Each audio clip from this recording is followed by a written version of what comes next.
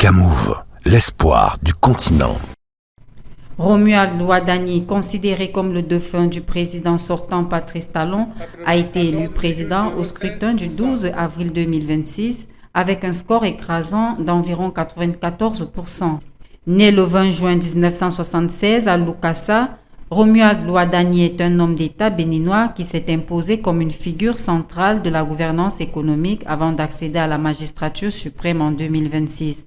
Ancien ministre d'État chargé de l'économie et des finances depuis 2016 sous la présidence de Patrice Talon, il a été l'un des principaux artisans des réformes macroéconomiques du pays, conduisant des politiques de redressement budgétaire, de mobilisation des ressources et d'attractivité financière à l'échelle internationale. Sa désignation comme candidat de la majorité présidentielle en 2025, puis son élection avec une très large majorité en avril 2026, témoigne d'un parcours politique marqué par une ascension progressive, fondée moins sur un militantisme partisan classique que sur une technocratie assumée et une proximité stratégique avec le pouvoir exécutif.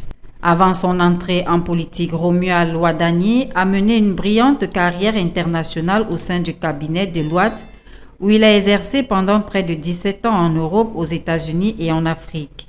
Cette expérience lui a conféré une expertise reconnue en finance internationale, en audit et en structuration économique qui a largement façonné son action publique une fois nommé au gouvernement. Sur le plan académique, il incarne un profil d'excellence.